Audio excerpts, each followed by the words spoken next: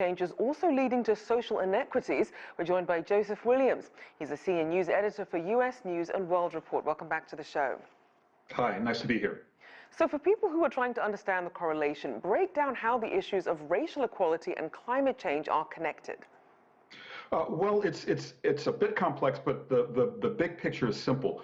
People who have less money tend to be racial minorities.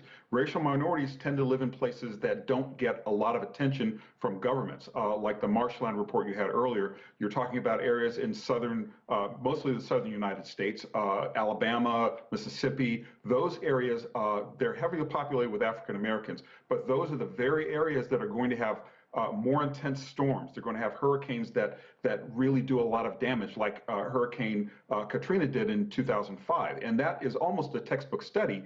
If you look at what happened to New Orleans in 2005 during Hurricane Katrina, a lot of the flooding took place in the lower Ninth Ward. And the lower Ninth Ward is one area that's right by the levees, which is heavily populated with minorities. Now, it doesn't just occur in southern areas or in cities, but in southern areas, but in northern areas in the cities, the problem there has to do with hot spots. The more intense temperatures happen during the summertime. So you're going to have hot spots where temperatures exceed 100 degrees. People who don't have a lot of means don't have air conditioning. They don't have houses that can withstand that kind of heat, and they're relying on fans, and that takes up energy, which sort of triggers this cycle. But even beyond the cycle of using more energy to cool their places, you also run the risk of health problems where you have a lot of elderly people live in these sorts of houses and these sorts of buildings.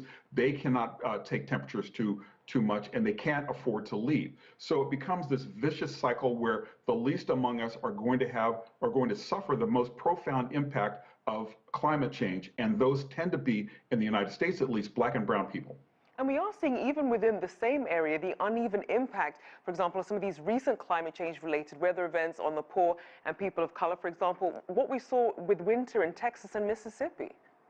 That's exactly right. In Texas and Mississippi, you had a very hard freeze, which is quite unusual that far south to have temperatures go below 20 degrees and have a substantial snowfall. But those are the people who suffered, again, because they don't have winterized homes. They lacked access to electricity. And because Texas has deregulated its electricity grid, many of the electric prices, if you got electricity, the prices were through the roof, and a lot of people couldn't afford them.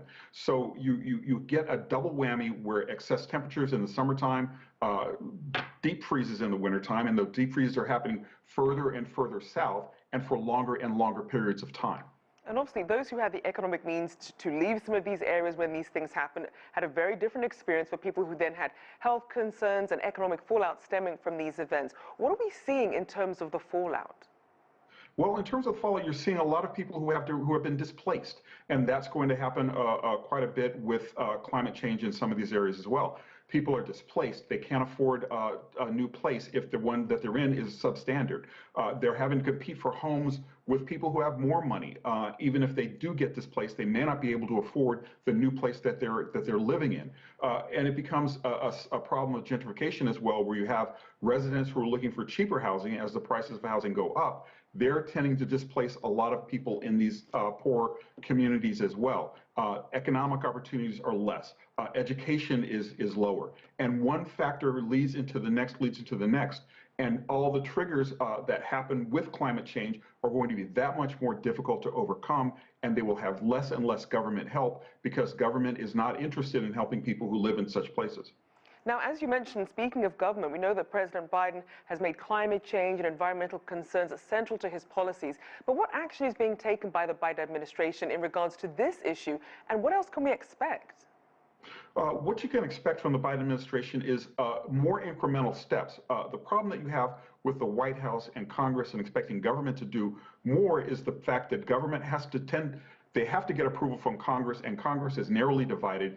As you heard in your report, you have a lot of people who are conservative who do not believe in climate change, who will vote against climate change because they believe that's the way their constituents want them to go. So President Biden is probably going to have to rely almost exclusively on executive action to get a lot of these things done. But with executive action, you can't spend huge sums of money that you'll need to build larger levees, to build better public housing, to waterproof and weatherproof some of these homes from the attacks of storms that will happen almost inevitably as season rolls around. In California, you also talked about displacement from wildfires. Those homes are going to be more and more difficult to rebuild, and without government aid, a lot of people in those areas are going to be displaced, and they'll have to find other places to go, and it won't be easy for them to do. And as you mentioned, there's a number of repercussions, not just health outcomes, economic outcomes. You have insurance companies now with all these wildfires.